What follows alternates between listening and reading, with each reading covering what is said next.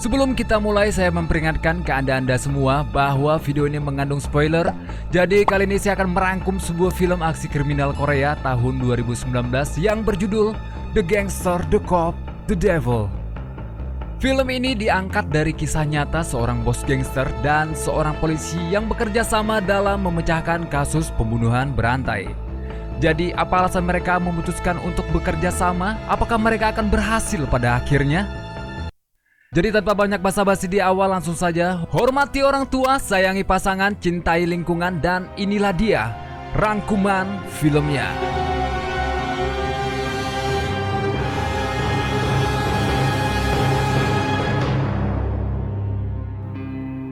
Film pun dimulai dengan memperlihatkan suasana kota yang indah saat malam hari. Namun di balik keindahan tersebut, Anda akan diminta untuk tetap waspada terhadap sikap ramah dan santun dari seseorang yang baru pertama kali Anda lihat. Di mana pada scene ini kita akan menyaksikan sebuah aksi pembunuhan berantai yang dilakukan oleh seorang pemuda psikopat yang tampaknya biasa-biasa saja. Namun Anda jangan salah, saat korban mulai lengah, disitulah pemuda ini mulai melancarkan aksinya secara spontan dan membunuh sang korban tanpa adanya alasan ataupun tujuan tertentu. Si iblis ini pun membunuh sang korban dengan cara menikamnya menggunakan pisau hingga meninggalkan luka tusukan di sekujur tubuh sang korban. Lalu setelah aksi sadis dan brutal yang terjadi, pemuda itu lantas pergi meninggalkan jasad korbannya begitu saja. Pemuda ini dijuluki The Devil ataupun Sang Iblis. Keesokan harinya tersebarlah berita dari berbagai media tentang kematian pria yang terbunuh semalam, di mana seorang detektif dari kepolisian ditugaskan untuk menyelidiki kasus pembunuhan tersebut. Detektif ini bernama Jung Tae-suk. Agar lebih sopan dan lebih ramah lingkungan, kita sebut saja polisi ini Jung. Tidak pakai Tae dan Suk. Namun, kasus pembunuhan seperti ini bukan yang kali pertamanya terjadi, di mana saat pelaku selesai melancarkan aksinya, dia sama sekali tak meninggalkan sidik jari ataupun satu helai rambut dari kepalanya, yang dapat membuat dirinya teridentifikasi oleh pihak berwajib, sehingga membuat sang detektif tampak kesulitan untuk mengungkap kasus pembunuhan tersebut. Di tengah-tengah kegusaran yang terjadi, tanpa disengaja detektif Jung melihat beberapa anggota gangster berada tepat di depan tempat perjudian milik seorang bos gangster yang paling ditakuti dan dihormati. Entah apa yang membawa detektif Jung berniat untuk mendatangi tempat tersebut, dan ketika dia masuk, dia pun dicegat dan diberi uang suap perangsang hasrat. Namun bukannya terangsang, Jung seketika emosi dan memaksa untuk masuk ke dalam.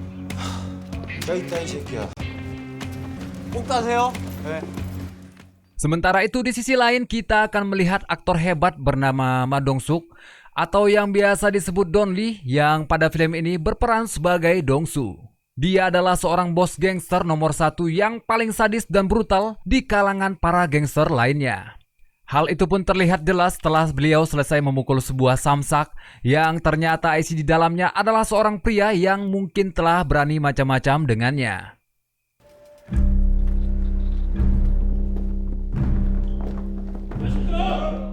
Tak lama kemudian, Dong-su pun menerima informasi bahwa salah satu dari anak buahnya ditangkap oleh detektif Jung, di mana Dong-su yang merasa tak ingin bisnis gelapnya dicampuri oleh petugas kepolisian. Lantas beliau pun menelpon atasan detektif Jung yang telah disuapnya agar dapat menyelesaikan masalah tersebut.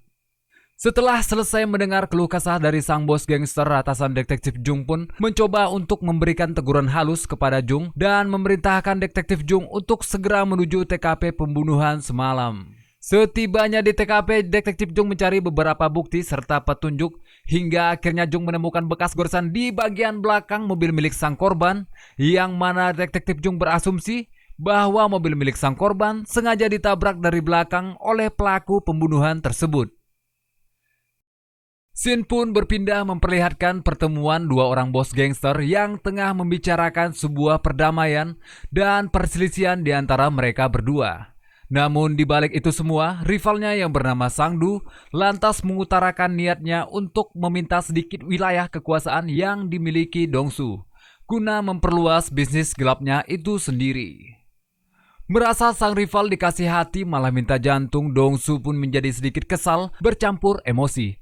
Disusul dengan ajudan Dongsu yang tiba-tiba memotong pembicaraan Sangdu, yang mana itu membuat suasana malah semakin memanas sehingga menimbulkan ketegangan di antara para ajudan. Dirasa para ajudan tak memiliki etika saat para bos gangster sedang berbicara, Dongsu dengan wibawanya memukul wajah ajudannya sendiri, dilanjutkan dengan mematahkan gigi dari ajudannya Sangdu, lalu meletakkan giginya itu ke dalam sebuah gelas untuk kemudian menyuruh Sangdu meminumnya.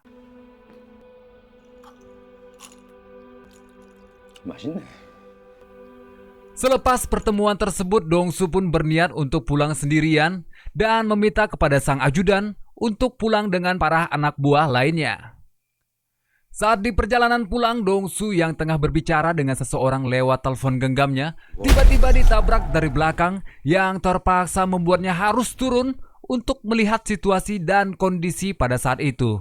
Namun saat Dongsu melihat orang yang menabrak mobilnya, kita tentunya sudah tahu siapakah orang tersebut. Ya, dia adalah sang iblis pembunuh yang sedang mencari mangsa. Tak peduli siapakah orangnya dan bagaimanakah latar belakangnya, dia akan menghabisi siapa saja dengan cara yang tak disangka-sangka. Saat Dongsu lengah, si iblis pun menikamnya dari belakang, dilanjutkan dengan menusuk pada bagian dadanya. Tapi sial bagi si iblis, dia justru gagal untuk membunuh Dongsu. Di mana Dongsu yang menerima banyak tusukan mencoba untuk memberikan perlawanan kepada si iblis, yang mana itu membuat si iblis ini mendapatkan tusukan di bagian dada kirinya.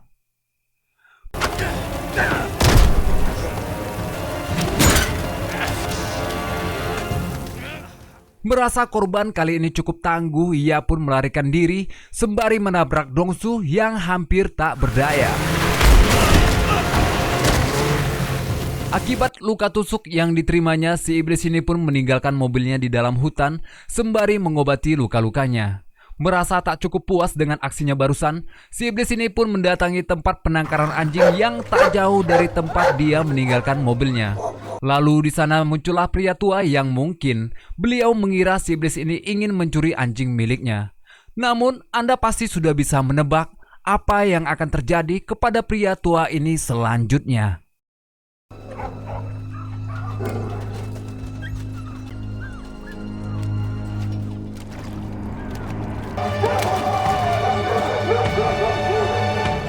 Di sisi lain, Dongsu yang dalam kondisi tidak sadarkan diri pun terpaksa harus menjalani operasi di rumah sakit. Namun sang ajudan yang mendapati kabar bahwa bosnya mengalami kejadian yang begitu tragis, lantas melakukan penyerangan ke salah satu rival Dongsu, yaitu Sangdu, yang diduga adalah dalang di balik penyerangan tersebut, sehingga menyebabkan beberapa anggota Sangdu mengalami luka-luka yang cukup parah. Esok harinya, saat Dongsu telah siuman, detektif Jung yang mendengar kabar atas penikaman yang menimpa seorang bos gangster, kemudian menemuinya untuk meminta keterangan atas insiden yang terjadi semalam. Tetapi Dongsu enggan untuk berkomentar karena dari lubuk hati Dongsu yang paling dalam, ia berniat untuk mencari pelaku itu sendiri, guna membersihkan nama baik dan reputasinya sebagai seorang bos gangster. Hal itu pun akhirnya menjadi persaingan antara bos gangster dan polisi, di mana mereka berdua akan bersaing untuk lebih dulu menemukan pelaku pembunuhan tersebut.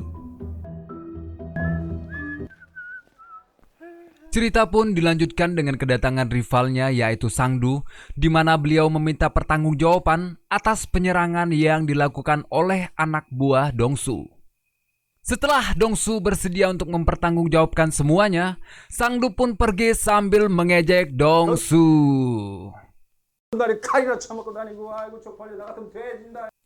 Sementara itu di sisi lain, detektif Jung yang penasaran pun mulai mengamati mobil yang dipakai oleh Dongsu pada malam itu, di mana ia menemukan bekas goresan yang sama pada kasus pembunuhan yang sebelumnya pernah terjadi. Dan hal itu pun menjadi bukti bahwa percobaan pembunuhan tersebut dilakukan oleh pelaku yang sama. Singkat cerita, malam pun tiba, di mana kita lagi-lagi akan melihat aksi pembunuhan yang dilakukan oleh si iblis bangsat satu ini, yang mana dia dengan santainya membunuh seorang supir truk dan mengambil truk si supir tersebut. Lalu di dalam perjalanan muncullah salah satu dari teman si supir yang mungkin baru saja selesai bermimpi, di mana si iblis laknat ini tampak tertawa dengan penuh rasa bahagia dan langsung menghabisi pria tersebut hingga tewas. Namun aksi kali ini justru membuat pisau yang biasa digunakan untuk membunuh korban terlempar dan tergeletak di pinggir jalan, di mana akhirnya pisau beserta kendaraan yang digunakan oleh si iblis pun telah ditemukan oleh anak buah Dongsu yang tak jauh dari beberapa tempat kejadian pembunuhan tempo hari. Ditambah Dongsu saat ini telah mendapatkan sketsa wajah pelaku penikaman tersebut. Namun Dongsu yang merasa kurangnya tenaga ahli forensik untuk memeriksa barang-barang bukti tersebut terpaksa harus bekerja sama dengan seorang polisi yang tak lain dan tak bukan adalah Detektif Jung. Saat mereka berdua bertemu dan sepakat untuk menjalin kerjasama, Dongsu pun lantas menunjukkan barang bukti kendaraan yang digunakan oleh si pelaku beserta sketsa wajahnya. Namun tidak dengan pisau yang dia temukan karena Dongsu punya rencana lain untuk barang bukti tersebut. Tetapi gangster tetaplah gangster, polisi tetaplah polisi, di mana Dongsu tidak serta-merta percaya begitu saja terhadap polisi, yang kemudian Dongsu sengaja merekam pertemuan dan kesepakatan mereka berdua guna mendapatkan kepercayaan yang tinggi terhadap seorang polisi. Detektif Jung yang sadar akan kesepakatannya dengan Dongsu adalah tindakan yang ilegal bagi petugas kepolisian hanya dapat menahan amarahnya. Meskipun mereka sepakat untuk bekerja sama, namun persaingan di antara mereka berdua tetaplah ada. Mereka berlomba untuk menemukan si pelaku lebih dulu, di mana jika salah satu dari mereka menemukan si pelaku lebih dulu, dialah yang berhak atas nasib dari si pelaku tersebut. Detektif Jung pun kemudian menjalankan tugas-tugasnya dengan menyebarkan sketsa wajah pelaku pembunuhan itu. Sedangkan Dongsu memberikan bantuan dana dan juga menginstruksikan beberapa anak buahnya untuk membantu penyelidikan Detektif Jung. Detektif Jung pun lalu meminta bantuan dari rekan wanitanya yang bekerja sebagai seorang ahli forensik untuk memeriksa barang bukti berupa sampel darah dari para korban yang terbunuh sebelumnya. Sementara itu, Dongsu menjalankan rencana busuknya dengan memanfaatkan pisau si pembunuh yang ditemukan oleh anak buahnya untuk membunuh rivalnya sendiri, yaitu Sangdu. Hal itu ia lakukan lantaran untuk menjebak si iblis pembunuh keluar dari tempat persembunyiannya. Yang secara tidak langsung hal ini menyatakan bahwa kematiannya ini adalah simbol lemahnya Sangdu karena ia tidak bisa bertahan dari serangan si pembunuh tersebut. Serta hal itu juga dapat memicu pihak kepolisian untuk bekerja lebih ekstra demi memecahkan kasus pembunuhan yang terjadi baru-baru ini. Saat keesokan harinya tibalah beberapa polisi yang datang ke TKP untuk menyelidiki kasus kematian Sangdu, yang mana rekan wanita dari Detektif Jung merasakan adanya keanehan pada pembunuhan kali ini, di mana tertinggal barang bukti berupa pisau yang tertancap pada jasad Sangdu.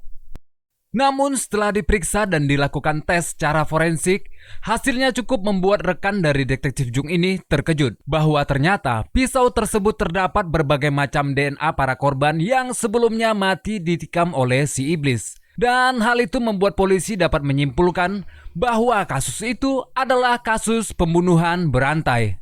Dan hal itu pun membuat Jung menyadari sekaligus meyakini bahwa kematian Sangdu adalah perbuatan dari Dongsu. Dia lantas mendatangi Dongsu serta memberikan bogeman mentah tepat di wajah Dongsu. Seketika itu Dongsu membalasnya dengan pukulan yang tidak terlalu serius, tapi itu cukup membuat Detektif Jung terkapar. Berita tentang kematian Sangdu pun lantas menjadi viral di berbagai media dan membuat masyarakat yang mendengarnya menjadi panik. Hal ini pun membuat polisi dituntut untuk menyelesaikan kasus pembunuhan berantai ini dengan cepat agar masyarakat dapat kembali beraktivitas tanpa rasa takut.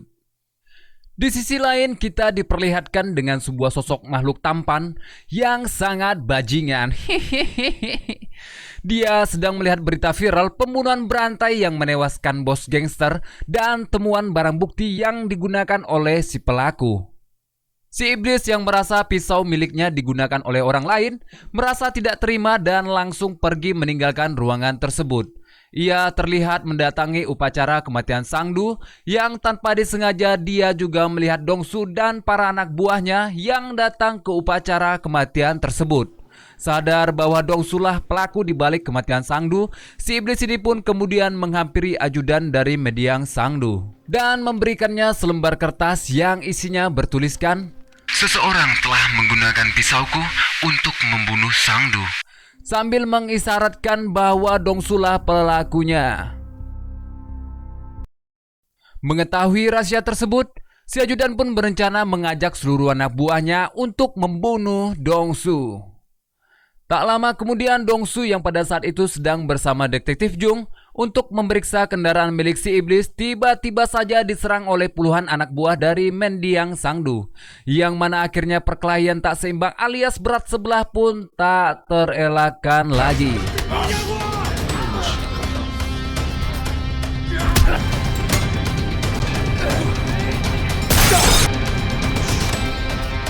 Dikarenakan Dongsu dan detektif Jung adalah pemeran utama di film ini, maka pertarungan pun dapat dimenangkan oleh mereka berdua.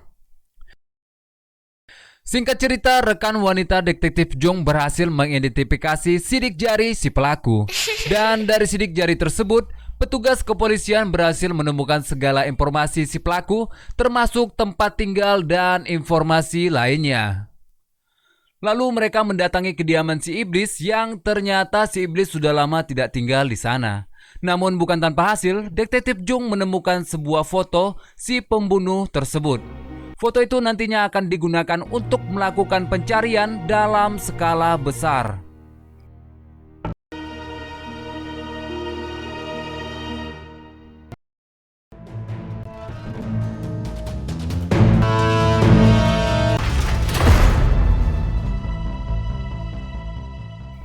Setelah selesai menyusun rencana, anggota polisi dan anggota Dongsu akhirnya melakukan penelusuran ke berbagai tempat. Hingga tidak ada satu tempat pun yang terlewatkan oleh mereka, termasuk lubang semut sekalipun. Meskipun mereka sudah mencari sampai ke lubang semut, akan tetapi si iblis masih belum dapat ditemukan.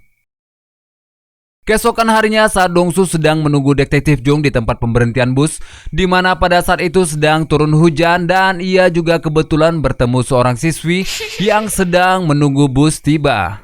Karena merasa kasihan dengan siswi yang kehujanan tersebut, Dongsu pun memberikan payungnya kepada gadis tersebut. Saat siswi ini naik ke dalam sebuah bus, bagian dari Anda tentunya pasti sudah dapat menduga bahwa sosok tampan yang selama ini dicari-cari berada di dalam bus tersebut. Tidak lama setelah itu, saat Dongsu dan detektif Jung sedang makan bersama para anak buahnya, tersiar berita dari stasiun televisi yang melaporkan bahwa seorang gadis remaja telah dibunuh saat di perjalanan pulang dari sekolahnya. Namun Dongsu dibuat terkejut ketika melihat payung yang ia berikan kepada gadis yang tadi sedang menunggu bus berada di TKP. Hal itu membuat Dongsu yakin bahwa gadis tersebut telah dibunuh oleh si iblis, orang yang selama ini mereka cari. Mereka pun lalu bergegas untuk mengikuti jalur bus tersebut. Singkat cerita, akhirnya mereka berhasil menemukan tempat persembunyian si iblis. Namun saat mereka tiba di sana, ternyata si iblis baru saja pergi. Sehingga mereka pun akhirnya memutuskan untuk menunggu si iblis kembali dan melakukan penyergapan.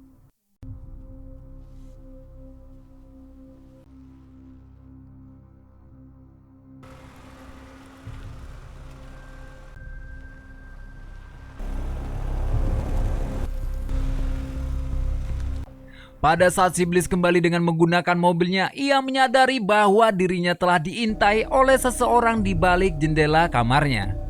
Ia pun kemudian kabur melarikan diri hingga terjadilah aksi kejar-kejaran antara mereka.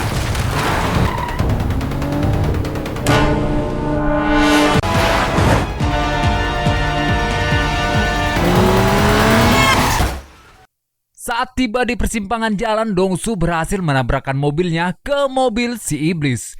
Tapi si iblis ini masih sempat-sempatnya melarikan diri dan membunuh salah satu anak buah Dongsu.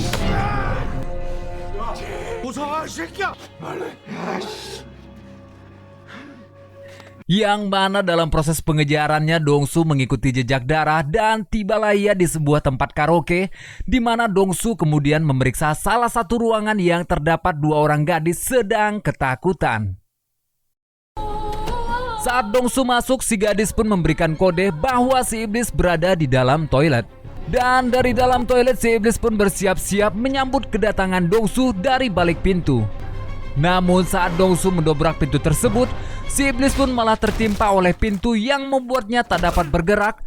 Hingga akhirnya Dongsu melancarkan pukulan tepat ke arah muka si iblis yang masih tertimpa pintu. Saat sudah bonyok alias babak belur, Dongsu pun membawa si iblis ke sebuah tempat untuk kemudian menyiksanya. Namun saat beliau akan memenggal kepalanya, muncullah si detektif Jung yang langsung menabrakkan mobilnya tepat ke arah Dongsu. Dan hal itu membuat Dongsu jatuh terkapar. Si iblis pun dibawa ke kantor polisi untuk kemudian menjalankan proses persidangan dengan tuduhan melakukan pembunuhan berantai. Namun dikarenakan tidak adanya bukti langsung ditambah si iblis terus-menerus menghindari tuduhan tersebut, Pak Hakim pun merasa si iblis tidak bersalah. Yang akhirnya jaksa penuntut memanggil seorang saksi dari korban yang selamat atas aksi pembunuhan yang dilakukan oleh si iblis. Dan dia adalah sobat kecil saya, yaitu Dongsu, si bos gangster.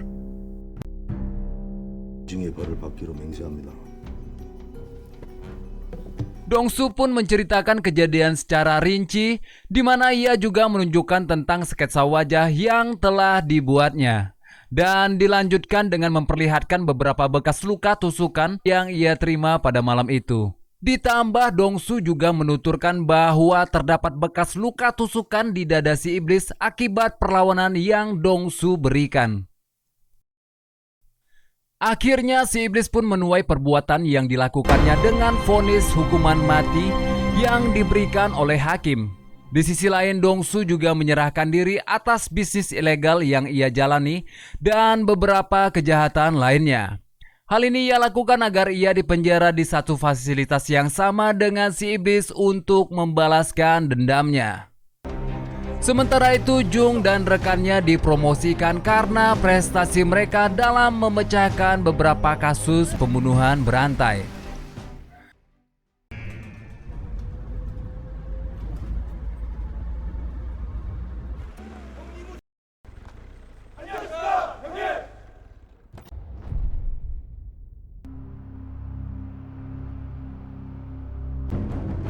Saat Dongsu tiba di depan penjara, terlihat ekspresi wajah Dongsu tersenyum lebar. Yang membuat saya berpikir mungkinkah Dongsu adalah psikopat yang sebenarnya. Tamat, ending yang sangat menarik untuk dibayangkan.